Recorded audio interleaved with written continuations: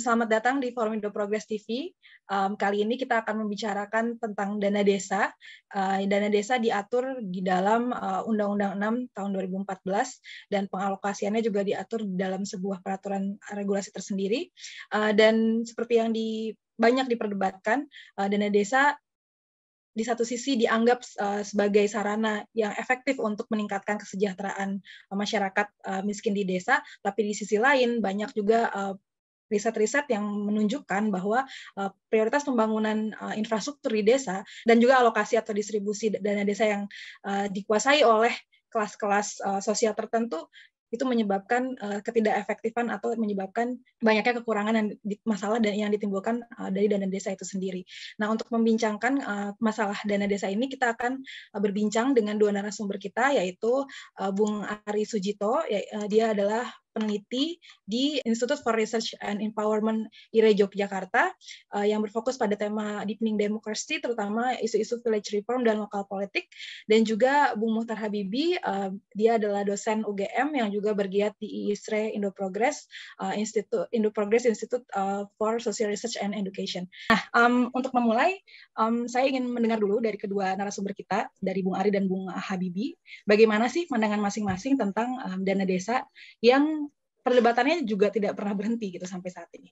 Saya mungkin ingin mendengar dulu dari Bung Ari pertama-tama, silakan. Ya, terima kasih, Cia. Terima kasih teman-teman semua, Habibi dan Akbar. Saya kira tema Undang-Undang Desa ini tahun 2007 kebutuhan ya, itu sudah meningkat di dalam diskurs mengenai demokrasi lokal. Dan pengawalan lahirnya satu komitmen untuk soal lahirnya Undang-Undang Nomor 6 Tahun 2012 yang disahkan waktu itu tanggal 18 Desember 2013. Itu pergulatannya panjang. Dan mengapa Undang-Undang Desa itu diperlukan? Karena itu menjadi piranti konstitusional yang diharapkan akan menjadi dasar sebagai dimensi normatif dari sebuah penyelenggaraan untuk mereformasi desa. Itu diperlukan setelah sekian lama desa tereksploitasi. Desa mengalami apa yang disebut dengan mutilasi secara politik karena pola-pola yang dikembangkan selama ini cenderung tidak menghadirkan satu keadilan. Jadi Undang-Undang Desa itu salah satu strategi. Nah, di dalam Undang-Undang Desa itu memang ada komponen apa yang disebut dengan dana desa. Jadi kalau membaca tentang dana desa itu diletakkan dalam 3 kerangka. Yang pertama soal rekognisi. Jadi negara memberi pengakuan pada desa karena desa itu lahir sebelum Republik ini ada. Itu yang disebut dengan rekognisi berdasarkan historis. Nah, karena rekognisi sebagai penyangga Republik ini, maka dia dibutuhkan apa yang disebut dengan otorisasi. Jadi konsekuensi dari pengakuan ada otorisasi, ada kewenangan-kewenangan yang melekat di dalam rekognisi itu. Nah, dari rekognisi, otorisasi, kemudian redistribusi, muncullah dana desa. Jadi kalau membaca dana desa harus diletakkan dalam 3 konteks itu. Karena itu dana desa dipahami waktu itu perjuangan awal ya, bersama teman-teman. Nanti dinamikanya kita bisa diskusi dan ulas implementasi dan seterusnya. Itu memang redistribusi dimaksudnya ada resource yang memang harus dibagi karena selama ini otonomi daerah itu nggak menjawab masalah di desa. Karena top down yang dikembangkan pendekatan pertumbuhan, sekalipun ada desentralisasi kekuasaan, tetapi pola-pola masih top down di dalam membaca posisi desa di mata supradesa, dalam hal ini kabupaten. Maka dana desa itu diluncurkan di awal ya, waktu itu 2015 itu memang dianggap masih perdebatan, dan sampai sekarang tentu dinamika yang berlangsung butuh rekognisi tapi sekaligus butuh perdebatan, butuh kritisi.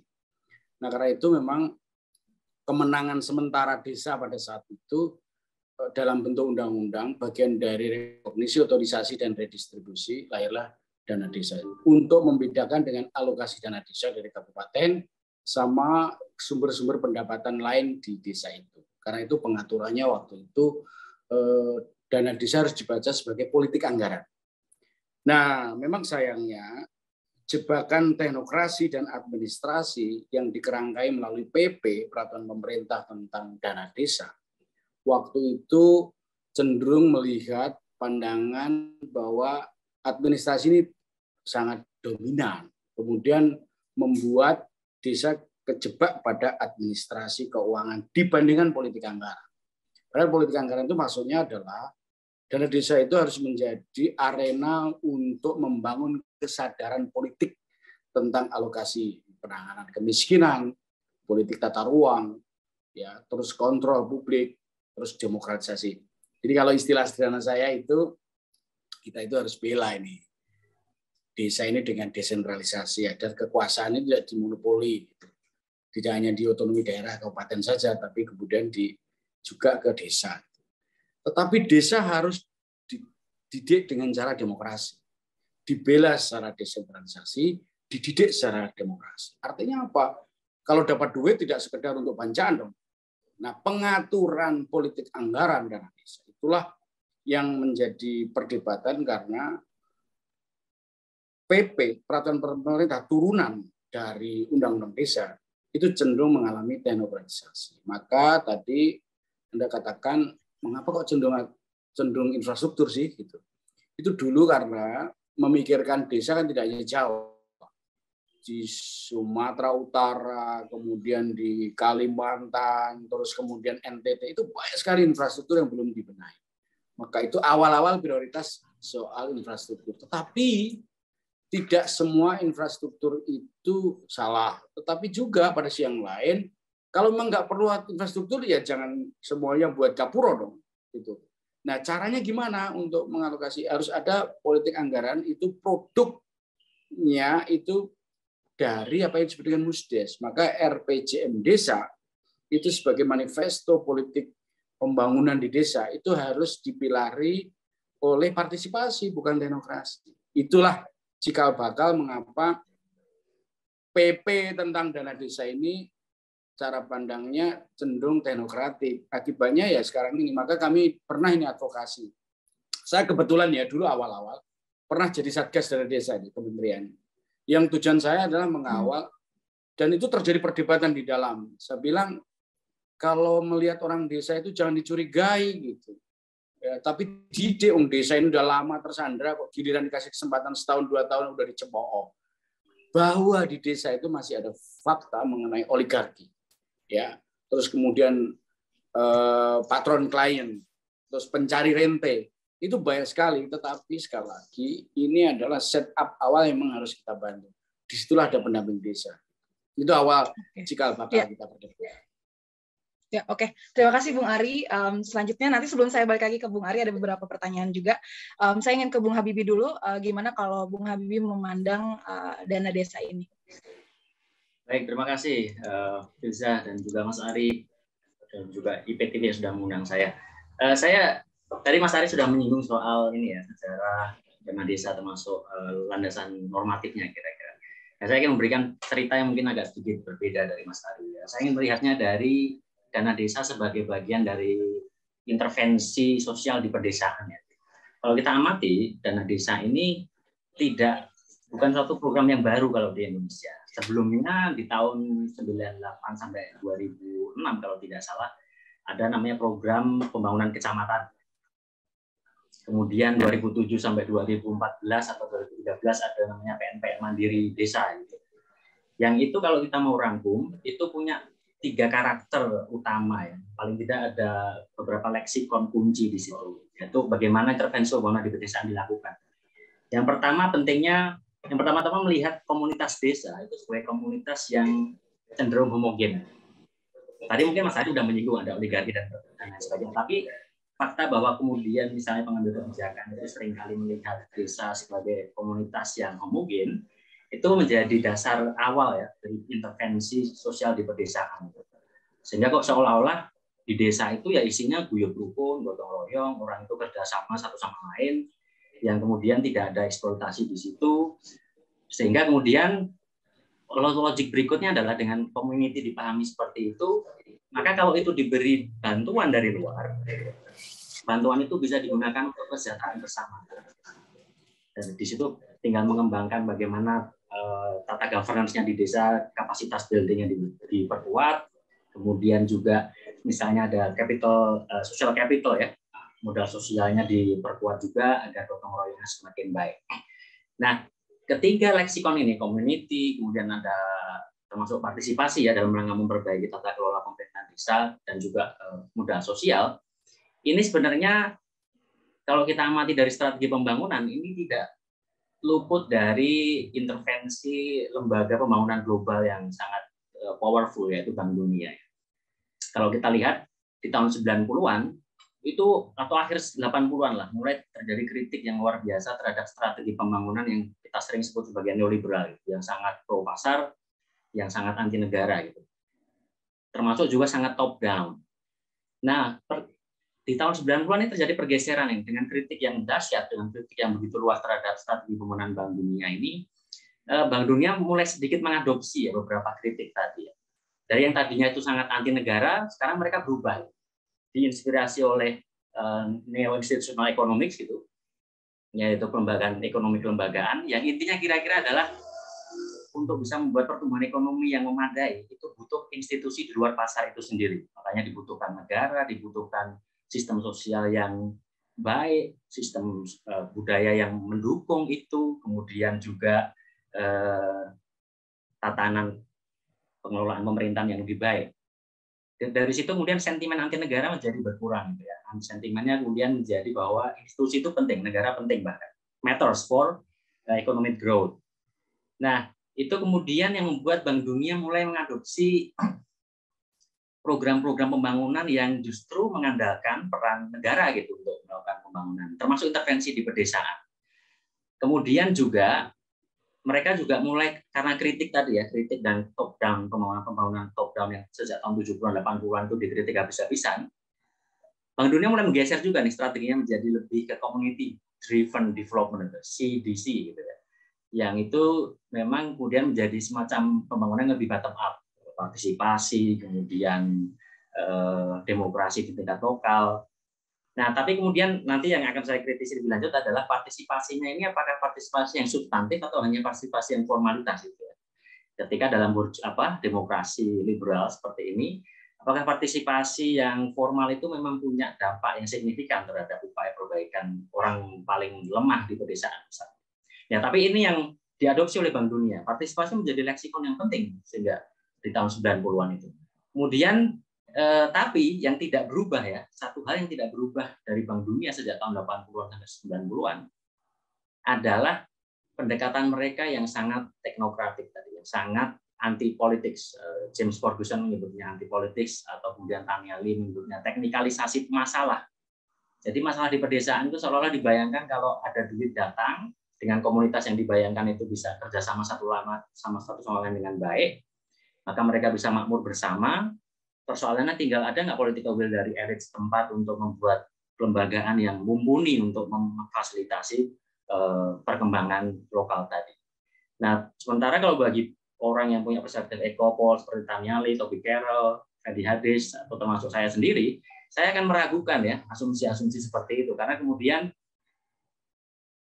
tentu saja pembangunan itu tidak berada dalam ruang hampa ya, tidak terjadi di bulan, tidak terjadi di Mars, tapi terjadi di sebuah masyarakat yang ada pertarungan kekuasaan di situ, ada ketidaksetaraan power di situ, yang itu membuat kita harus memperhitungkan dinamika kekuasaan ini ketika mau memperhitungkan gagal atau berhasilnya sebuah proyek pembangunan. Nah, di tahun 90-an ke sini nih dengan saya menyebutnya atau orang-orang menyebutnya post Washington Consensus ini ya, yang oleh Bank Dunia tadi, ada community, ada social capital, ada participation menjadi mantra dari strategi pembangunan. Ini yang berlanjut ke Indonesia juga gitu. Kalau saya sebut tadi ada program pembangunan kecamatan, ada PNPM Mandiri Pedesaan, yang terakhir ada dana desa. Semuanya kira-kira punya tiga hal itu. Yang itu kemudian ya problemnya adalah karena dia ini cenderung menteknikalisasi masalah tadi, dia abai terhadap dinamika kekuasaan yang ada di pedesaan. Meskipun nanti mungkin Mas Ari akan menyinggung bahwa ya itu langkah awal yang bisa dilakukan ya, tapi ini yang akan kita diskusikan lebih lanjut. Apakah langkah awal ini kemudian punya dampak yang signifikan terutama bagi pemberdayaan orang-orang yang memang paling lemah di desa itu. Atau selama ini dana desa hanya kemudian akhirnya dibajak, dinikmati oleh orang-orang yang sudah terlanjur powerful di desa mereka. Mungkin itu dulu pengantar dari saya. Ya, terima kasih Bung Habibie ya. Nanti kita akan ke situ ya. Tapi sebelumnya saya ingin ke Bung Ari dulu. Ini ada pertanyaan menarik juga dari saya sendiri maksudnya tentang politik anggaran tadi, Bung Ari. Kan ini menarik kalau kita bicara tentang pengalokasian dana desa gitu ya. Memang pada awalnya ditujukan untuk pembangunan infrastruktur yang tidak merata gitu ya di wilayah luar Jawa terutama gitu. Nah, tapi dalam kenyataannya gitu ya dari beberapa data yang saya temukan, misalnya di NTT gitu ya, dana desa ternyata tidak berhasil mencegah permasalahan kesehatan di sana, yaitu stunting gitu ya di sana. Dan kemudian juga adanya peningkatan nilai komoditi di pedesaan dan lain-lain gitu. Nah, bagaimana sih Bung Ari melihat permasalahan yang timbul gitu ya akibat ketidak berjalanan dari politik anggaran yang ada di dalam dana desa tadi seperti yang Bung Ari sebutkan gitu. Pada kenyataannya tidak dapat mengatasi permasalahan yang ada di desa itu sendiri gitu. Misalnya tadi yang saya sebutkan di NTT, kemudian di beberapa daerah lainnya. Silakan Bung Ari. Oke, cara pandang kita mengenai dana desa yang ditafsir sebagai politik anggaran itu kuncinya terletak pada partisipasi. Dari situ pula ada arena yang disebut dengan Musdes, Musrenbangdes, dan seterusnya. Bisa kita sebut, itu apa yang disampaikan Habibie tadi, itu perdebatan lama. Ya, awal-awal nyusun itu antara yang romantis sama liberal, itu tarik ulur. Satu sisi memelihara tentang sosial capital lama, cara pandang klasik, dengan mengembalikan romantisme adat gitu, satu sisi ingin mengubah seolah desa ingin ditotalitas.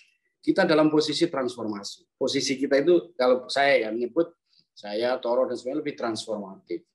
Jadi politik desa itu harus dibuat arena yang disebut dengan dana desa. Nah, mengapa ini penting? Debat mengenai perencanaan top down ini sudah tuntas dan kita itu menariknya adalah membaca Indonesia itu dengan pluralitas desa di Indonesia yang beragam itu ditandai oleh karakter.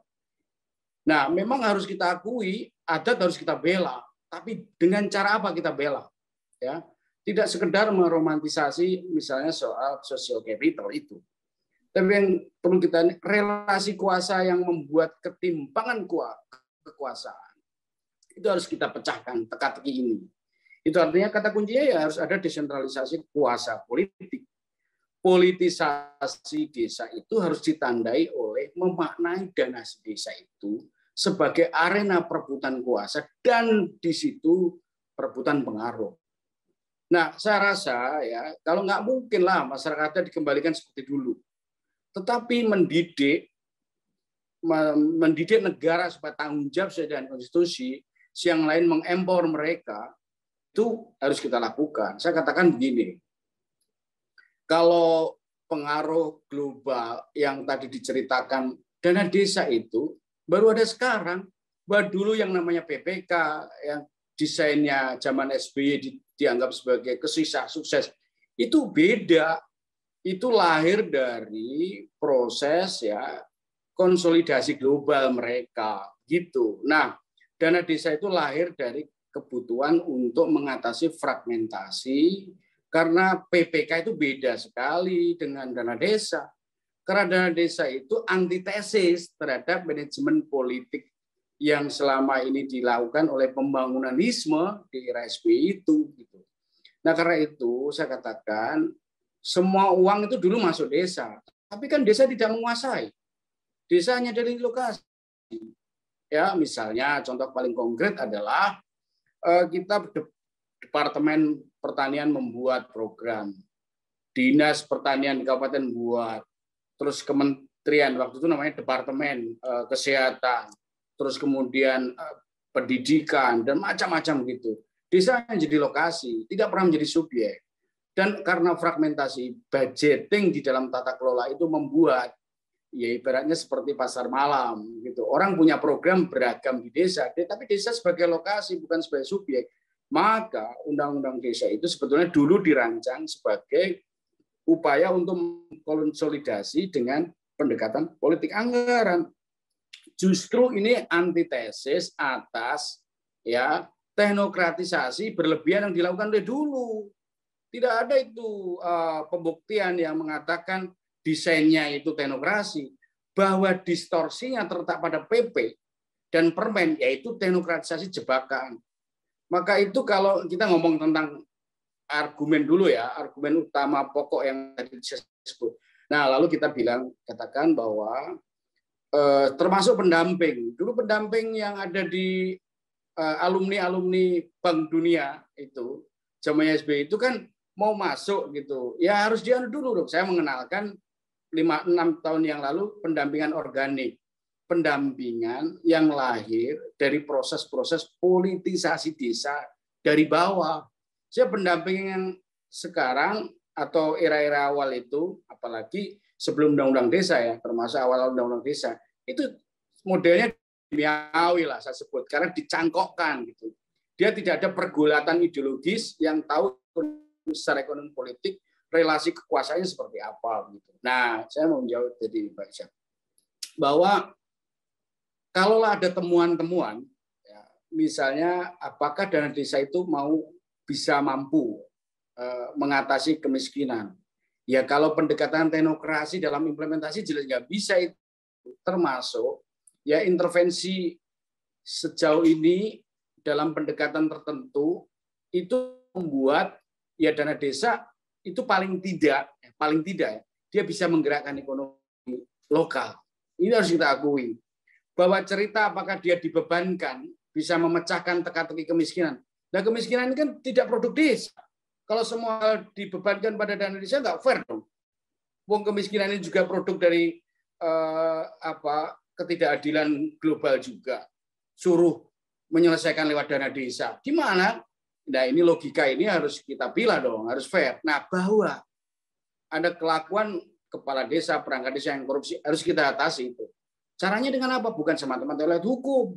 Harus ada politik desa, karena itu di beberapa kasus ya, itu cerita tentang transparansi. Ya, cerita tentang bagaimana inisiatif lokal lahirlah BUMDes. Nah, lepas dari BUMDes ini dirancang semestinya menjadi penggerak ekonomi, faktanya diskursnya masih formalisasi, itu harus kita koreksi itu. Nah, ini yang saya kira kita sebut ya, misalnya contoh yang menggambarkan kayak di Bantul. Bagaimana mereka kepala desa bisa menggerakkan ekonomi lokal, nggak soal kemiskinan. Mereka teratasi, buka lapangan kerja di level minimal ya, di level minimal tingkat desa gitu. Nah, kalau menghubungkan undang-undang desa dengan SDGs dan sebagainya, jangan bebani terlalu berlebihan ya. Dan desa urusan SDGs ya, itu yang nggak adil. SDGs ini akan agenda global yang kemudian dibawa ke lokal dari pintu nasional, agenda Bank Dunia. Ini sekaligus saya katakan ya, Mas Yudi, justru pendekatan dana desa yang terkonsolidasi itu counter terhadap apa yang disebut dengan PPK, terus PNPM dan sebagainya. PPK, PNPM itu ibaratnya dia bebannya itu sebetulnya gede, ya, dan manajemen proyeknya terlalu tinggi. Jadi itu tidak dikelola oleh desa, itu beda sekali dengan dana desa. Bahwa ada disciplinizing yang harus dilakukan, ini PR buat kita. Saya ingin katakan ya, saya kembali sedikit tadi menyinggung, nggak mungkin lah kita kembali sekedar romantisme. Ketika ada bencana alam, ya bencana alam itu apakah tanggung jawab masyarakat adat? Ya negara harus hadir dong, melindungi mereka. Ya, nah cuma ada limitasi di mana negara intervensi, di mana juga ada batas negara tidak boleh berlebihan. Nah, teknokratisasi itulah bukti berlebihannya negara. Tapi negara harus hadir. Tapi bukan dengan pendekatan teknokrasi. Poinnya kunci itu. Tapi lagi terlalu berlebihan untuk menangani soal kemiskinan akibat global kok semuanya ditumpukan pada dana desa. Nah, tapi membuka lapangan kerja ya ini cukup. Kita lihat misalnya gini, menghidupkan ekonomi lokal udah mulai tumbuh nih. Tapi tiba-tiba ada impor. Impor itu polisi desa? Enggak. Tapi ketika desa diajak untuk tumbuh berkembang, tiba-tiba ada impor. Nah, kementerian itu kan fragmentasi luar biasa. Contoh, Antara Menteri Desa dengan Menteri Dalam Negeri aja kan belum sinkron. Iya. Antara Menteri Pertanian sama Menteri Perdagangan nggak sinkron. Itu PR teknokrasi, jangan dibebankan pada desa. Gitu. Iya. Ya, sebetulnya memang undang-undang desa kan hanya bagian aja ya dari yang besar tadi gitu, dan memang tidak bisa semuanya ke undang-undang desa gitu. Tapi bahwa terdapat 72.000 desa yang mendapatkan dana desa ini kan juga jumlah yang besar dan perlu diperbincangkan kan. Nah, sebelum ke Bung Ari lagi, saya ingin ke Bung Habibie dulu nih. Tadi ingin tanggapannya dari Bung Habibie kan. Sebenarnya kuncinya ada di partisipasi gitu ya. Nah, sementara seperti yang kita tahu gitu ya, partisipasi ini kan tidak bisa dilepaskan dari konteks dinamika kekuasaan yang ada di desa itu sendiri gitu. Nah, saya ingin tanya ke Bung Habibie, gimana sih wajah partisipasi di desa itu gitu, kaitannya dengan dinamika kekuasaan yang ada di desa dan juga kaitannya dengan formasi kekuasaan yang ada di desa gitu. Saya ingin ke Bung Habibie, silakan Bung. Oke, kebetulan ini saya dan kolega sedang menulis ya kita di sebuah desa di sebelah selatan Jawa Tengah lah kira-kira ya. Nanti kawan-kawan bisa ngecek argumen lebih lengkapnya di situ. Nah, di situ kita ingin berargumen ya bahwa demokrasi atau partisipasi yang sifatnya formal itu sama sekali tidak membantu bagi kalangan, saya akan menyebutnya kelas pekerja ya di pedesaan untuk memperoleh bagian dana desa yang signifikan. Saya akan mulai dengan mengidentifikasi ya struktur kelas yang ada di pedesaan yang saya kolega saya teliti itu ya. Yang pertama-tama kelas penguasa di desa itu adalah saya akan menyebutnya petani kapitalis ya, petani majikan ya. Mereka ini punya tanah di objek yang saya teliti itu, orang yang punya tanah di atas 0,6 hektar itu nggak pernah bekerja untuk orang lainnya, dan dia selalu mempekerjakan buruh upahan di ladangnya, di sawahnya. Kenapa demikian? Karena 0,6 hektar ini ternyata sudah luar biasa di desa ini, karena desa ini produktivitasnya itu hampir 2 kali lipat dari rata-rata nasional. Jadi kalau rata-rata nasional itu per hektar padi itu hanya menghasilkan 6 ton, desa ini itu menghasilkan bisa 9 sampai 12 ton per hektar. Dan dia juga bisa panen 3 kali setahun daripada yang rata-rata nasional hanya 2 kali setahun. Nah, jadi hanya punya tanah segitu aja udah punya kemampuan ekonomi untuk mempekerjakan buruh upahan, dan dia tidak pernah bekerja untuk orang lain. Nah, ini saya sebut sebagai petani kapitalis. Dan mereka ini hanya ada 4 keluarga ya, terah kalau bahasa Jawanya itu terah itu ya, atau mungkin kalau bahasa Inggrisnya family blocks itu, ada 4 saja yang sangat berkuasa di situ, yang sudah menguasai pertarungan kontestasi kepala desa hampir selama 3 dekade terakhir. Dan mereka basis kekuasaannya ya tadi kepemilikan lahan, terutama sawah yang mereka miliki sejak nenek moyang mereka. Dan apa yang kemudian mereka lakukan? Ya otomatis ketika mereka punya tanah, punya kemampuan ekonomi, mereka ikut kontestasi kepala desa, mereka menguasai jabatan kepala desa, termasuk menguasai jabatan-jabatan kepala urusan, ya, kaur-kaur, juga termasuk sekretaris desa. Cara mereka kemudian men-set aturan tentang dana desa, yaitu otomatis akan tergantung pada mereka. Karena mereka misalnya bisa menentukan siapa ketua BUMDesnya, siapa ketua BPD-nya, Badan Perwakilan Desanya. Yang itu dari penelitian saya yaitu orang-orang dekat.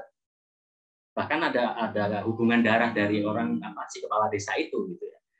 Dan kemudian ketika mereka setelah menguasai BPD, menguasai susunan BUMDes, nah mereka tinggal menyusun aturannya nih. Aturan ini kayak apa? Misalnya yang paling mencolok aturan BUMDes terkait investasi ya. Di situ ada aturan bahwa investasi itu bagi kepala desa itu boleh sampai 25 juta. Sekdes dan kaur-kaurnya mungkin sekitar 15 atau 10 juta. Sementara orang biasa yang di luar jabatan itu hanya 5 juta. Dengan pembagian keuntungan sekitar 5% gitu ya. Nah, orang yang bisa berinvestasi di BUMDes yang 5 juta ini, pertama-tama itu hanya orang yang tadi, orang biasa ya. Orang yang tadi tidak punya jabatan sama sekali di kantor-kantor atau organisasi desa. Yang kedua, bahkan otomatis kalau uang 5 juta itu, orang-orang yang buruh-buruh tani, nggak punya tanah, atau tanahnya itu hanya secuil gitu, bayangkan, jangankan 5 juta gitu ya, uang 200.000, 300.000 untuk bertahan hidup saja sulit. Jadi mereka sudah pasti tidak akan mungkin bisa terlibat dalam investasi itu. Ujung-ujungnya yang bisa terlibat investasi 5 juta ini adalah lagi-lagi dari background, yaitu tadi petani majikan ya, petani kapitalis, atau juga ada juga petani mandiri atau secara konseptual saya menyebutnya petty commodity producer. Ini mereka adalah kalangan dalam tanda kutip menengah gitu ya. Ini mereka yang nggak bekerja untuk orang lain, tapi juga tidak mempekerjakan orang lain. Tanahnya sekitar kepemilikannya itu 0,3 sampai 0,6. Sementara kelas-kelas pekerja ini yang di bawah 0,3, ini mereka dengan tanah secuil kayak gitu, mereka udah pasti harus menjual tenaganya sepanjang tahun ya, nggak akan cukup hasil dari tanah itu untuk menghidupi keluarganya. Nah ini yang membuat mereka menjadi kelas pekerja, dan mereka nggak pernah ada yang bisa menguasai menduduki jabatan-jabatan desa yang penting gitu. Bahkan ketua RT, ketua RW itu pun dikuasai oleh tadi petani mandiri tadi ya, PCP. Tidak ada yang kelas pekerja mampu menjadi ketua RT atau ketua RW yang itu biasanya terlibat dalam pembahasan dana desa. Artinya kelas pekerja secara umum memang kemudian mereka ada jatah dari interest group gitu ya, kelompok kepentingan orang miskin itu mewakili, ada beberapa perwakilan untuk ikut musdes gitu, dalam pembahasan dana desa. Tetapi apa yang terjadi, yang kita temukan, beberapa orang bahkan semua yang terlibat yang dijadikan perwakilan orang miskin di rembukan dana desa itu adalah orang-orang miskin yang ternyata punya hubungan patron klien dengan si kepala desanya, ya, termasuk tim suksesnya. Yang mereka ini background-nya tadi petani majikan gitu ya. Nah, orang-orang miskin ini adalah buruh-buruh tani yang bekerja secara reguler kepada para petani kapitalis ini. Yang itu dalam tanda kutip hubungan patronnya kelihatan ya. Kalau kamu ingin tetap bekerja kepadaku, ya kira-kira kamu harus melakukan sesuatu untuk aku. Sebagai imbalannya nanti kalau misalnya kamu di dana desa rembukan itu kamu diem-diem aja, manut-manut aja ya, nanti kamu akan tetap kerja ke aku. Dan itu diakui sendiri ya oleh para yang kita wawancarai buruh-buruh tani yang jadi perwakilan rembukan dana desa itu, bahwa mereka ya datang ya hanya formalitas saja Mas. Kita semua udah tahu ini sudah diatur oleh Pak X gitu ya, kepala desanya gitu. Kita hanya datang ke arena itu. Jadi partisipasi iya, secara formal mereka terlibat dalam partisipasi itu, bahwa orang miskin dilibatkan dalam rembuk desa. Kemudian juga BPD juga bekerja, ya. Mereka juga dipilih oleh warga. Tapi lagi-lagi, in the first place ya, pertama-tama mereka bisa jadi BPD, mereka bisa jadi kepala desa, ini kan kita semua udah tahu perlu duit gitu ya, perlu resources. Dan riset-riset politik udah banyak sekali menjelaskan bagaimana transaksi uang yang habis sampai miliaran untuk menjadi kepala desa atau jabatan-jabatan desa yang lebih rendah yang lain. Nah ini membuat partisipasinya menjadi, kalau saya menyebutnya ya formalitas saja gitu. Ya ada mereka kuotanya diberi, ada orang miskin di situ, ya tapi mereka nggak akan bersuara. Walaupun bersuara ya mereka akan kalah suaranya dengan orang-orang yang sudah lebih mendominasi di arena itu. Karena mereka ya semua pejabat desa, BPD, mereka semua kan juga background-nya dari kelas yang sama tadi saya bilang, yang punya tanah, yang mengendalikan proses produksi pertanian di pedesaan. Ya, nah ini menarik nih, Bung Ari, dengan dinamika kekuasaan seperti yang sudah dijelaskan oleh Bung Habibie tadi, terus bagaimana dong politik anggaran yang bottom up itu, yang tadi Bung Ari bilang itu mungkin untuk dilakukan gitu, kalau dengan dinamika kekuasaan yang ada di desa seperti yang Bung Habibie tadi jelaskan. Cerita mengenai penguasaan politik berbasis kelas-kelas oleh pemuasan ekonomi, itu cerita Habibie itu kan sama juga cerita pilkada. Sama juga cerita tentang pertarungan di pilkada kabupaten, kota, gubernur. Dan itu terjadi lama. Di RASB sebelum ada undang-undang desa juga begitu. Pertanyaannya adalah, apakah dana desa ini bisa mengubah itu? Pertanyaan itu. Apakah undang-undang desa bisa mengubah formasi politik? Kalau cerita itu ya sejak tahun era patron klien itu seperti itu. Nah yang kita lawan itu adalah ada fenomena decentering ini terjadi. Sekarang politik anak-anak muda yang pada mulai jadi kepala desa, ya pembabakan awal itu menunjukkan gejala itu. Coba ini di Bantul, kemudian di Sleman itu mayoritas yang kemarin pertarungan itu bukan incumbent yang menang. Nah itu fenomena apa? Apakah fenomena representasi sebagai sebuah, saya tidak mengabaikan ada fenomena kasus di mana penguasa, iya itu yang harus dilawan. Tetapi kita tidak bisa nutup mata bahwa gerak ekonomi baru yang ditumbuhkan dana desa melalui politik anggaran ya, bukan teknokratisasi loh ya. Itu melahirkan tumbuhnya anak-anak muda itu pada kembali ke desa. Untuk memberi bobot perhatian lagi bahwa ekonomi desa ini harus diselamatkan. Gerakan misalnya di NTT. NTT itu ada seorang kepala desa membuat gerakan apa yang disebut membangun partisipasi dengan apa yang mengolah lahan kritis.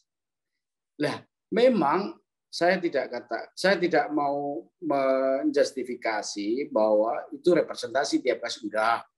Cerita Bibi tadi ya itu harus dilawan penguasaan resource. Tapi apa hubungannya soal dana desa? Apakah yang terjadi di Bantul, apa yang terjadi di Sleman, maksudnya di Magelang kan itu, termasuk di Malang, itu dinamikanya luar biasa. Ini saya ingin mengatakan seberapa besar dana desa ini menjawab problem kemiskinan, persentasenya gitu ya. Ya agregat ya kalau kita hitung, kalau tumpuannya dana desa nggak mungkin menjawab beban kemiskinan 74.800 sekian desa di Indonesia. Tetapi fakta bahwa desa akibat dari dana ini, dia memberi ruang bagi dia untuk dalam tanda kutip berekspresi untuk meng-create sesuatu. Misalnya dulu yang namanya ibu-ibu PKK itu nggak pernah dapat duit sebelum dana desa. Nah, akibat dari itu ada suntikan yang lahir dari proses ya membaca partisipasi tidak ada formal saja dong. Fakta tentang pengambilan keputusan di warung-warung, di keputusan informal itu banyak sekali. Itu kan narasi mereka di kelompok-kelompok yang harus kita pecahkan tadi akibat dari ukuran teknokratisasi yang berlebihan membuat angka partisipasi hanya dilihat pada sisi formal. Ini persis undang-undang pemilu juga begitu. Seolah-olah pemilu itu berhasil kalau partisipasi politiknya tinggi. Pertanyaannya adalah apakah kualitas mereka itu cukup memadai? Enggak. Nah, maka itu cerita itu terlalu umum. Mari kita korek lebih jauh bahwa PR kita ya soal rent seeker perlu dipecahkan di desa. Ya, itu contohnya adalah ya kita sekarang dorong agar pendekatan transformasi tidak liberal, juga tidak romantisme tok. Ya kalau mengukur partisipasi kita itu ukurannya adalah hanya pemilu hadir di bilik suara, dihitung nilai tinggi, ya itu bukan jawaban atas demokrasi. Sama juga di desa itu dengan beragam ya. Ini gini contohnya. Ada kepala desa yang dikasih tahu sekali langsung bisa.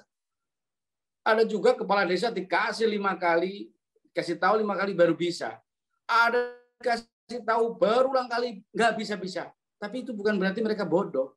Sudah lama mereka biasakan untuk tidak belajar, tidak berproses. Itulah pentingnya politik desa.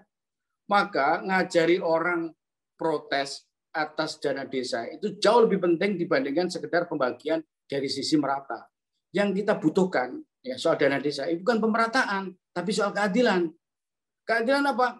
Kalau misalnya suatu desa itu butuh alokasi memang jalan karena ketidakadilan yang dihadapi oleh dusun tertentu, ya harus dibuat itu. Tapi jangan segala hal harus dibuat gapuro gitu. Nah, keputusan ya pengambilan keputusan soal itu ini tentu sangat diperlukan apa yang disebut dengan partisipasi warga tadi. Maka saya katakan bahwa faktanya ya ada warga yang aktif itu, ada juga yang enggak. Jangankan di desa, memangnya kabupaten ini enggak kampus saja mana dosen sebagian besar ya juga cuma ngajar pulang gitu. Nah, politik kampus yang penuh pertarungan itu juga didorong untuk bertransformasi. Saya kira terlalu naif untuk mengatakan desa semuanya terjadi inkilab-inkilab baru. Nah, saya katakan kita harus fair, harus adil ya.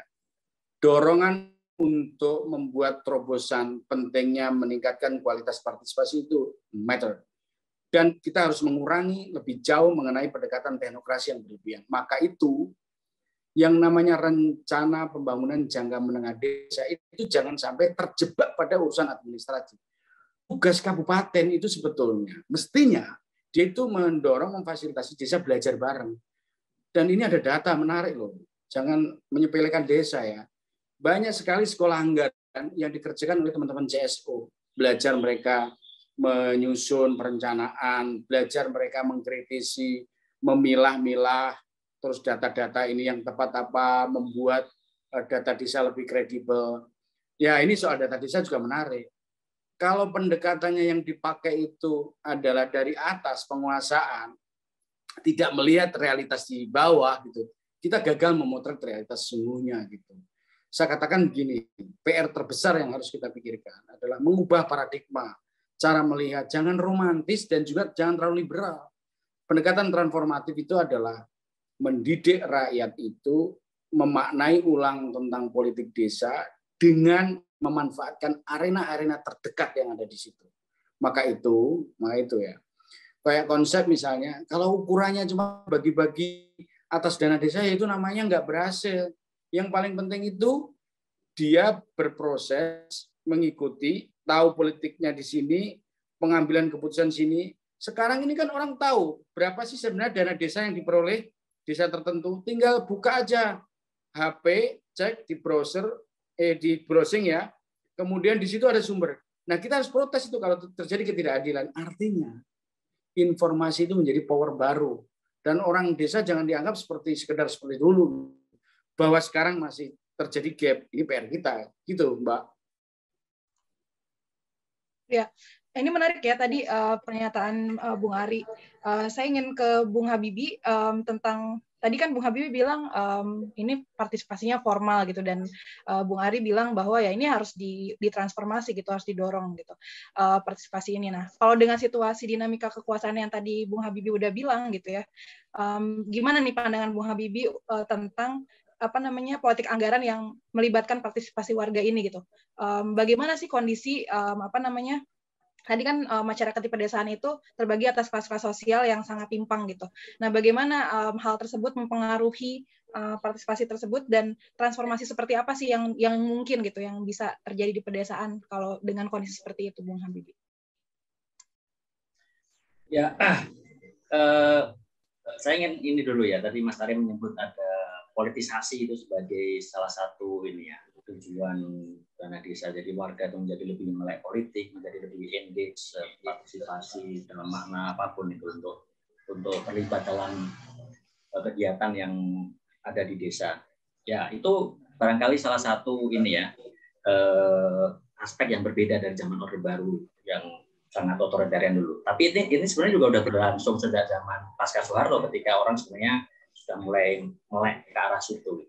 Nah, tapi yang ingin saya lihat, apakah misalnya dalam kasus lagi-lagi yang itu ya, saya studi ya, politisasi ini terjadi yang paling melek tentu saja lagi-lagi orang yang punya ini ya, informasi yang jauh lebih memadai, yaitu lagi-lagi orang-orang yang punya akses ekonomi, punya resources, yang kemudian memonopoli resources yang ada di desa. Sementara orang-orang yang kayak kelas-kelas pekerja yang saya sebutkan tadi, mereka sangat skeptis bahkan ya.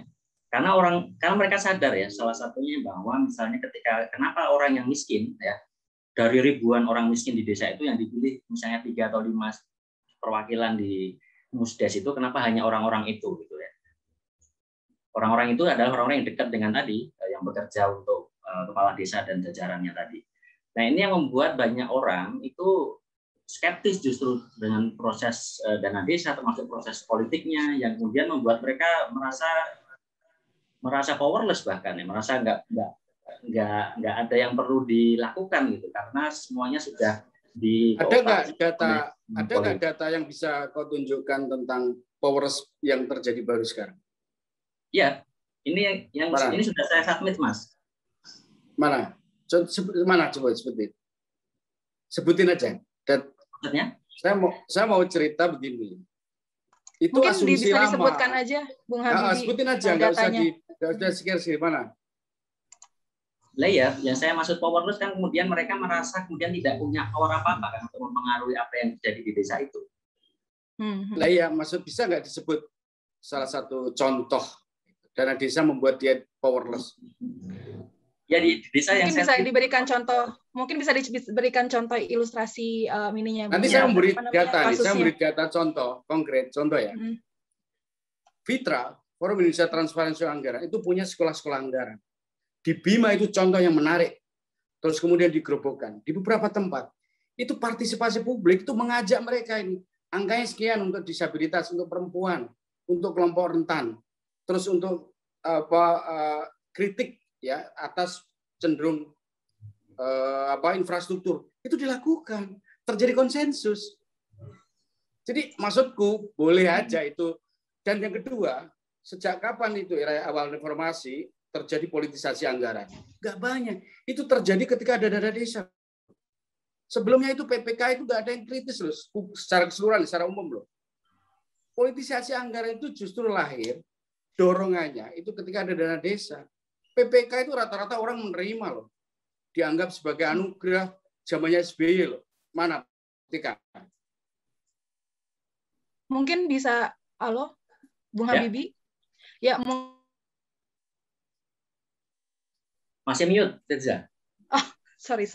Ya, mungkin bisa diberikan contoh gimana misalnya ketidakberdayaan pas pekerja yang tadi Bung Habibie bilang gitu ya, dalam mengakses politik anggaran yang ada di desa gitu ya. Misalnya karena BUMD-nya dikuasai oleh orang-orang tertentu dan lain-lain. Mungkin bisa diberikan ilustrasi bagaimana sih proses masuknya orang-orang dari kelas tadi petani pekerja ya, petani kapitalis ke dalam BUMD, dan yang di mana itu memarginalkan petani-petani kecil lainnya gitu. Nah, itu mungkin bisa lebih dijelaskan Bung Habibie.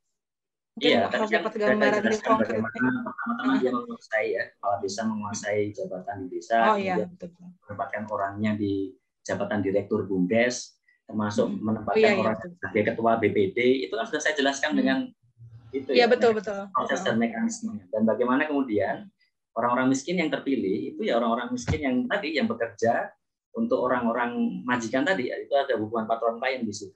Nah, sementara orang miskin yang nggak punya hubungan dengan para majikan itu, ya mereka tereksklud gitu.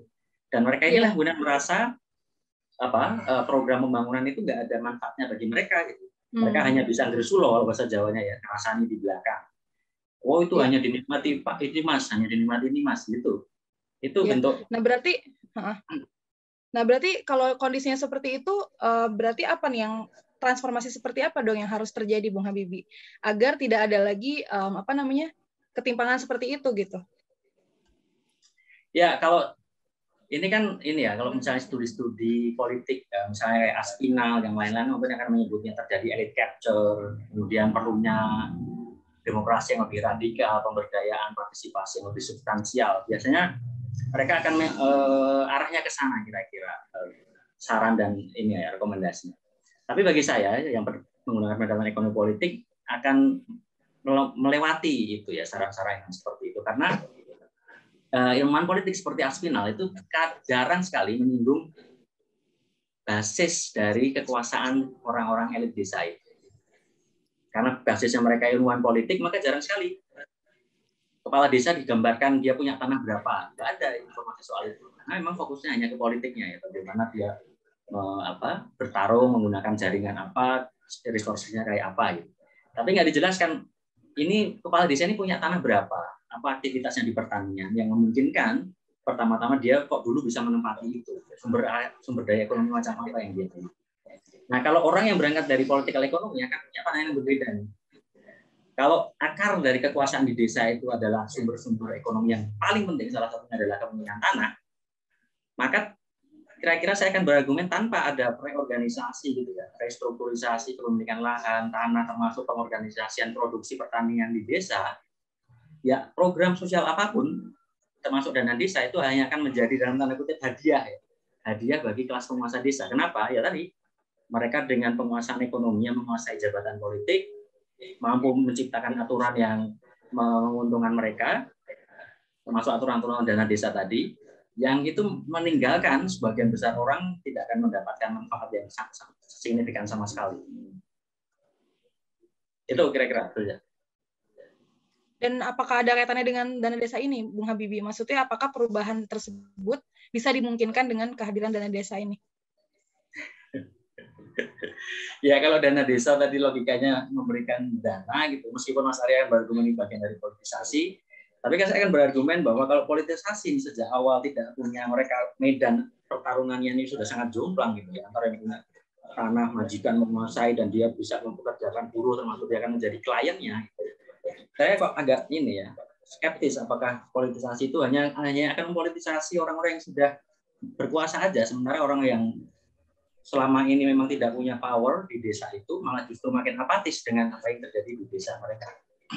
Nah, kalau menurut Bung Ari bagaimana? Apakah dana desa ini mungkin gitu ya untuk digunakan untuk mengubah misalnya tadi ya soal ketimpangan kepemilikan lahan dan lain-lain gitu, mengubah struktur itu apakah mungkin gitu melalui politik anggaran yang partisipatif tadi gitu? Ya, kalau fokus kita soal transformasi desa, pandangan Habibie tadi kan pandangan strukturalis lama, melihat bahwa kuasa politik itu hanya formal. Sekarang masyarakat itu punya pengetahuan, punya informasi. Nah, dana desa ini adalah menjawab bagian ya, bukan secara keseluruhan ya. Argumen penting bukan uangnya, tapi proses pembentukan konsensus politik anggaran itu bagian dari pendidikan politik anggaran. Dan itu penting. Dan itu bukan omong kosong bahwa belum semua ya. Terutama saya tadi kan ada ngambil contoh kawasan Jawa Tengah Selatan. Saya ambil contoh ya. Beberapa praktek baik yang dilakukan oleh pendidikan politik, isu melek anggaran, Mekar yang kerjakan oleh Fitra, terus teman-teman CSO yang lain, itu isu-isu soal mendorong isu kemiskinan, isu ketidakberdayaan itu pada isu anggaran. Nah, poinnya begini, saya rasa yang kita perlukan sebetulnya adalah debat antara ini dimensinya implementatif normatif. Oke, kemudian antara arena nasional, kemudian arena lokal, termasuk desa, arena demokrasi, arena politik anggaran. Saya bisa mengatakan bahwa dana desa ini, meskipun tidak mampu menjawab secara keseluruhan tentang kesejahteraan, paling tidak dia telah membawa dorongan orang untuk ngerti, dana desa tuh, prosesnya begini tuh. Jangan mengabaikan itu ada musdes itu. Nah, justru elit-elit lokal ini yang harus diperangi gitu. Banyak sekali saya mau mengatakan gini, kepala desa anak-anak muda itu banyak sekarang. Anak-anak muda pinter gitu, jadi perangkat desa itu sekarang udah banyak. Tidak hanya sekedar milih jadi priai-priai di kampus, mereka pada di desa itu banyak sekali. Dan itu menjadi penanda penting gitu. Nah, saya memberi catatan serius nih soal ini. Kritik kita ini sebetulnya, kalau dianggap bahwa dana desa nggak berguna, saya kritik itu. Bahwa dana desa tetap berguna, paling tidak. Pertama, dia ingin menunjukkan bahwa ada pengakuan negara pada desa. Sekali lagi, membacanya bukan administrasi, rekognisi, otorisasi, dan redistribusi. Terus perspektif kita, itu pandangannya jangan pandangan strukturalis klasik, yang hanya melihat power itu hanya bekerja pada ranah formal. Bukan hanya itu. Pengetahuan itu sistem informasi desa terdistribusi. Orang bisa mengkritik kok tentang lahan kritis yang dikuasai oleh sekelompok orang itu. Priai-priai desa itu tidak semata-mata, ingat ya, tuan tanah dulu, seperti dulu. Sekarang ini anak-anak muda yang punya inovasi teknologi, dia bisa menjadi power baru loh. Ini post struktural. Nah, kalau cara pandang melihat desanya seperti itu, ketinggalan zaman. Nah, maksud saya tidak mengabaikan yang harus kita atasi sekarang ini ada rent seeker sesungguhnya. Rent seeker, pencari rente, ya, pencari rente urusan pangan, ya, urusan teknologi, ya, urusan sumber daya alam. Nah, caranya gimana? Desa ini harus transparan, dikelola dengan teknologi. Ini teman-teman seperti Budiman, kan upayanya soal teknologi seperti itu. Ada sebuah ide juga. Sebelum ke situ, sebelum ke teknologi, saya mau tanya dulu, ini menarik banget soal tadi yang Bu Ari bilang ya, bahwa sebenarnya itu dimungkinkan karena kekuasaan itu tidak seperti yang kaku gitu ya. Nah, saya ingin bertanya dulu ke Bung Ari, ada nggak sih dari risetnya Bung Ari gitu ya, dana desa ini dipergunakan untuk mengatasi ketimpangan kelas yang tadi Bung Habibie bilang gitu, misalnya ketimpangan penguasaan lahan gitu, atau ketimpangan ya penguasaan lahan yang paling masif ya di desa. Nah, itu ada nggak dari risetnya Bung Ari, dana desa itu pernah dialokasikan untuk mengatasi itu gitu? Saya ingin tahu aja sih. Oke, jadi pertama, kalau normatifnya dana desa ini kan sebenarnya penggerak ekonomi lokal dan tidak hanya dikuasai oleh. Nah, gara-gara ini riset beberapa riset yang kami kerjakan itu menunjukkan bahwa sumber daya desa baru yang disebut dengan dana desa ini awal, terus kemudian 5 tahun ya sebelum ini muncul perpres dan pasca soal infrastruktur itu dialokasikan misalnya untuk mendidik masyarakat, misalnya pendidikan, pemberdayaan yang digeser dari infrastruktur dari infrastruktur menjadi aktivitas non infrastruktur itu banyak sekali, dan penguasaan lahan itu sudah mengalami perubahan luar biasa. Nah, yang disalahkan bukan dana desa soal ini soal pentingnya proteksi negara atas sumber daya desa. Sebetulnya harus diingat loh ya, aset desa itu 2 tahun setelah undang-undang desa mestinya dikembalikan pada desa. Tapi kan ini tergantung juga komitmen negara supra, dalam arti supra desa untuk melakukan perlindungan itu.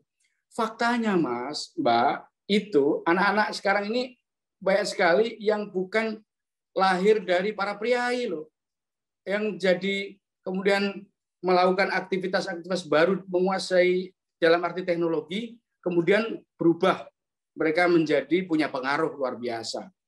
Bahwa cerita strukturalis lama mengenai itu ya itu harus kita akui dalam sejarah lama. Tapi sekarang ini pemilihan kepala desa yang baru ya, misalnya yang kaya itu ya, sumber daya yang gede seperti suburban ya. Itu kita lihat habisnya miliaran. Itu kan nyontoh pilkada. Kalau apakah ini hubungannya dengan dana desa? Ya enggak dong. Nah, saya beberapa kali riset nih soal inisiatif lokal di dalam pemanfaatan dana desa. Itu luar biasa bahwa rent-seeker ini yang tadi saya katakan perlu diatasi, termasuk Kementerian Keuangan, Kementerian Desa, dan Kementerian Dalam Negeri. Ini harus punya cara pandang yang harus dibongkar. Misalnya singkatnya, Bu Ari, singkatnya berarti secara singkat gitu ya, berarti dalam 6 tahun atau 7 tahun dari pelaksanaan dana desa ini gitu, ada nggak sih perubahan transformasi yang tadi Bung Ari bilang itu yang misalnya mengatasi yang struktural ya, misalnya mengatasi ketimpangan penguasaan lahan dan lain di desa gitu. Sejauh ini ada nggak yang konkretnya gitu, perubahan itu gitu? Atau tetap aja sama aja gitu, strukturnya timpang terus gitu antara penguasaan lahannya antara kelas petani majikan sama kelas petani yang kecil itu gitu? Kalau menghubungkan dana desa dengan soal ketimpangan, pertanyaannya ketimpangan itu apa itu sumbernya hanya di desa? Itu kan skema makro, ekonomi politik makro. Nah tapi saya mau tanya, ada nggak gitu? Ada nggak, pertanyaan saya gitu, ada nggak contoh gitu dari riset Bung Ari yang sebenarnya tadi upaya-upaya pendidikan yang dari dana desa dan lain-lain itu berhasil mengatasi ketimpangan tadi gitu, berhasil melampaui itu gitu, ada nggak? Penasaran soalnya. Ya, kalau kuasa politik itu dipahami sebagai tidak hanya sekedar tanah, ya. Formasi sosial desa akibat dari politisasi desa melalui undang-undang desa, salah satunya soal dana desa, itu telah mengubah formasi itu. Dan seolah-olah hanya seperti dulu, enggak juga. Bahwa saya setuju, tadi ada Bibi ilustrasi, masih ada penguasaan kepala desa, bukan kepala desa sebetulnya, para juragan itu ada. Kayak misalnya nggak soal tembakau. Ya nggak mungkin lah kasus tembakau penguasaan beberapa tempat di desa itu kemudian diserahkan pada soal dana desa dalam waktu 5 tahun kemudian membalik. Ini nggak fair itu. Tetapi bahwa sebuah instrumen telah membekali mereka untuk tahu perlunya kita mewujudkan keadilan. Ya, itu terjadi. Ya, beberapa kasus yang kami gambarkan terjadi pergeseran formasi sosial. Ya. Tetapi bahwa pemerintah dalam hal ini kementerian harus mereform regulasinya supaya beban yang dialami oleh desa bisa dipecahkan sebagian dana desa, tapi sebagian yang lain harus dibutuh intervensi yang lain yang terutama ya, yang membuat ketergantungan itu tidak semakin tinggi. Contohnya tadi soal pangan, ya, soal reforma agraria. Reforma agraria itu tugas siapa? Itu tugas negara. Nah, bongkar itu perspektifnya negara kan untuk mendorong keadilan agraria. Nah, kalau keadilan agraria kok dihubungkan jawaban problem itu dengan soal dana desa, ya nggak fair dalam waktu 5 tahun. Tetapi dana desa telah mengubah formasi sosial itu ya. Karena ini saya ingin katakan bahwa ada rent seeker ini harus kita atasi, gitu loh. Oke, tadi cara berpikirnya jangan strukturalis klasik terus gitu. Saya berhenti di pertanyaan Bung Ari tadi tentang ada perubahan sosial gitu ya tadi. Nah, saya ingin ke Bung Habibie, gimana nih? Apakah benar ada perubahan formasi sosial seperti yang Bung Ari bilang gitu? Karena kalau dari riset yang Bung Habibie dan Bung Ari lakukan, sepertinya ada perbedaan nih. Silakan Bung Habibie dulu. Nanti setelah Bung Habibie, saya akan ke Bung Ari untuk closing statement singkat saja, dan kemudian Bung Habibie closing statement juga. Silakan Bung Habibie dulu. Ya, saya kira kita perlu membedakan antara perubahan formasi sosial atau formasi kelas sosial dengan formasi generasi. Tadi Mas Ari menyebut ada banyak kepala desa dari generasi muda yang kemudian Mas Ari menganggapnya itu sebagai bagian perubahan formasi sosial ya. Kalau dari riset saya lagi-lagi, generasi sosial yang dimaksud generasi baru ini ya sebenarnya mereka dari formasi lama. Mereka ini anaknya kepala desa, bisa kuliah di Solo atau di Semarang atau di Jogja, dan begitu lulus kuliah hanya beberapa tahun setelahnya nyalon jadi kepala desa gitu, didukung penuh oleh bapaknya yang punya tanah 1,1 hektar gitu. Yang itu otomatis bapaknya ya petani kapitalis tadi, dan dengan modal itu dia bisa menjadi kepala desa. Nah, saya kira kurang produktif ya kalau kita hanya menjudge pendekatan orang ekonomi politik dianggap klasik lama, padahal ini di jurnal-jurnal internasional ya masih sangat banyak dipakai untuk menjelaskan apa yang terjadi hari ini di pedesaan. Itu ada Journal of Contemporary Asia, ada Journal Asian Studies, ada Journal of Agrarian Change yang impact faktornya tinggi-tinggi semua gitu. Kalau itu dianggap tidak laku lagi di mana gitu? Karena di tingkat global itu sudah masih sangat bukan biasa. Itu asumsimu desa sebentar, itu seperti dulu. Asumsimu desa itu saya menggunakan Bung Habibie selesaikan dulu mungkin ya. Nanti kan Bung Ari ada gilirannya. Bung Habibie dulu. Soalnya pendekatan ekonomi politik yang aku kritik itu bukan mengabaikan yang lain, tetapi kau melihat realitas desa yang berkembang dengan psikoanalisis lawas. Gitu. Nah, itu Bung Habibie dulu selesaikan, baru nanti Bung Ari lagi ya. Psikoanalisis lawas ya. Sekarang kita lihat saja apakah di jurnal-jurnal yang saya sebut tadi nggak ada itu pendekatan ekopol yang saya gunakan gitu ya. Ya itu jelas-jelas dengan mudah kawan-kawan bisa temukan sendiri ya untuk menilai apakah pendekatan yang saya gunakan ini pendekatan lama gitu atau memang ini pendekatan kontemporer saja yang kebetulan hanya karena Bung Ari nggak setuju kemudian memberi labelnya sebagai pendekatan lama, yang saya kira tidak produktif ya untuk perdebatan ini karena hanya memberi label baru atau lama gitu. Jadi bagi saya formasi sosialnya tidak ada yang berubah. Yang berubah ya generasinya berubah, orang-orang lebih muda, tapi itu lagi-lagi dari keluarga, dari family, dari orang-orang yang sudah berkuasa di situ. Anak-anak muda yang bisa kuliah kembali ke sana jadi kepala desa, jadi sekretaris desa, jadi kaur. Karena kalau orang yang nggak punya ya nggak mungkin bisa kuliah ke Jogja, ke Solo atau Semarang gitu. Iya, berarti formasi kelasnya tetap sama ya, Bung Habibie? Iya. Ya. Nah, untuk pertanyaan terakhir untuk kedua narasumber, saya ingin tanya, terus kalau begitu, kalau misalnya jawabannya tidak berhenti di dana desa, apa dong hal yang bisa mendorong perubahan sosial di desa gitu? Mungkin singkat saja ya, karena waktunya sudah mau habis. Dari Bung Ari dulu, nanti baru ke Bung Habibie. Silahkan closing statement. Jadi gini, variasi pendekatan ekonomi politik, ya. Pandangan-pandangan ekonomi itu banyak variasi, bahkan dari generasi.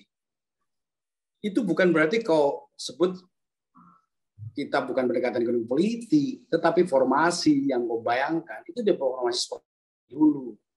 Nah, pandangan ekonomi politik misalnya kita katakan bahwa penguasaan teknologi itu penting, penguasaan pengetahuan itu penting. Pandangan-pandangan baru yang melihat bahwa para priai itu di desa itu tidak lagi seperti potret seperti dulu, zamannya Clifford Geertz, maupun pandangan-pandangan. Saya pelajari itu, tetapi saya ingin katakan bahwa penting kita melihat potret data secara realistis. Itu penting. Kalau orang berasumsi semua lurah itu apakah anak lurah? Itu kalau ada temuan beberapa gitu, itu kalau dilihat faktanya sekarang terjadi pergeseran luar biasa.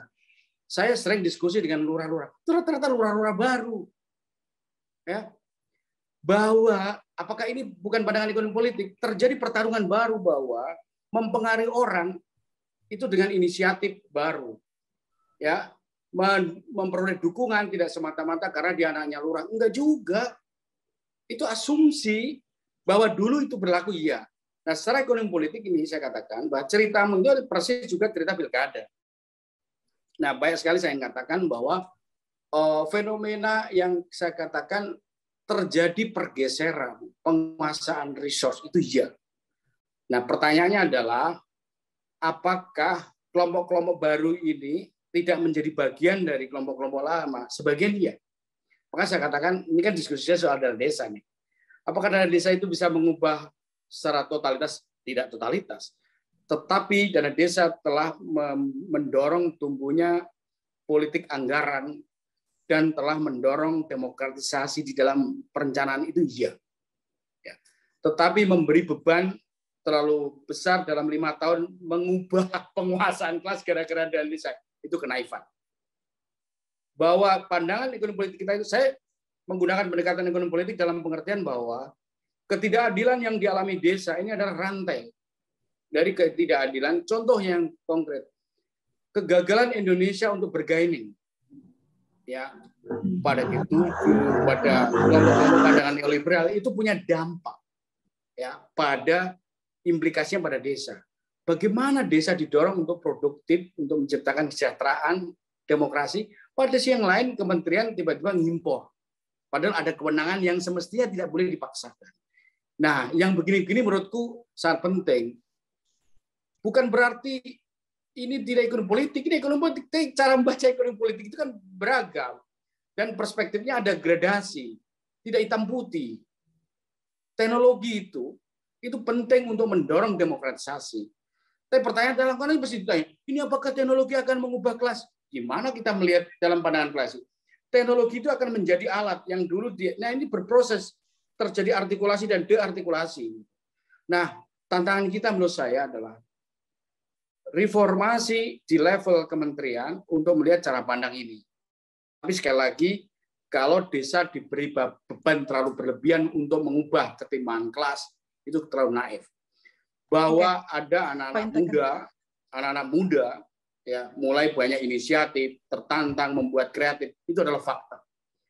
Dorongan demokratisasi membuat desa sekarang mulai tahu, mulai nyata, mulai ngerti tentang ini anggaran untuk siapa, resource ini milik siapa, udah mulai tahu. Dan salah satu kata kuncinya adalah bagaimana membuat rakyat ini terdidik secara politik agar mereka tahu juga anggaran. Dana desa harus dipahami, jangan sampai terjebak pada administrasi keuangan, tapi harus menjadi politik anggaran. Oke, terima kasih Bung Ari. Silakan Bung Habibie, tadi terkait masih pertanyaan yang sama dan juga sekaligus closing statement. Karena keterbatasan waktu, jadi dimohon singkat juga ya. Terima kasih. Oke, ya. Jadi saya akan mulai dengan bahwa tentu saja saya nggak akan bertanya apakah dana desa bisa mengubah transformasi kelas di pedesaan atau tidak, karena jawabannya sudah jelas bagi saya, itu tidak. Dan kalau Mas Ari bisa tadi berargumen bahwa itu akan bertahap gitu ya. Nah ini justru yang saya paling tidak dari temuan saya itu justru menunjukkan sebaliknya, karena problemnya justru dana desa itu memperparah ketimpangan. Jadi bukan sekedar melanggengkan ketimpangan, tapi memperparah. Kok bisa? Karena dana desa yang bisa dimanfaatkan hanya oleh kelas penguasa tadi, mereka bisa mengakumulasi dari situ. Mereka memperoleh manfaat terbesar dari situ, mereka bisa memperoleh uang lebih banyak, misalnya dengan menjadi pembicara karena dia melakukan ada studi banding itu ya, kemudian dia dapat duit dari situ, dia bisa mengakumulasi dengan beli tanah baru di tempat lain, bisa beli mobil dan lain sebagainya. Jadi bukan sekedar apakah dana desa ini bisa mentransformasi kelas atau tidak, karena sudah pasti tidak ya, tapi justru kita ingin mengatakan bahwa dana desa ini memperparah ketimpangan. Dan kalau itu memperparah ketimpangan, saya khawatirnya ke depan itu makin sulit untuk memperbaiki kondisi orang-orang terlemah di pedesaan. Karena bagi mereka yang tidak pernah mendapatkan manfaat dari dana desa, mereka akan makin terpinggirkan dan makin tereksklusi dari proses pembangunan di desa. Nah, sehingga bagi saya, upaya pembangunan di pedesaan itu selalu harus berdasarkan pada upaya untuk mengintervensi ketimpangan di pedesaan terlebih dahulu.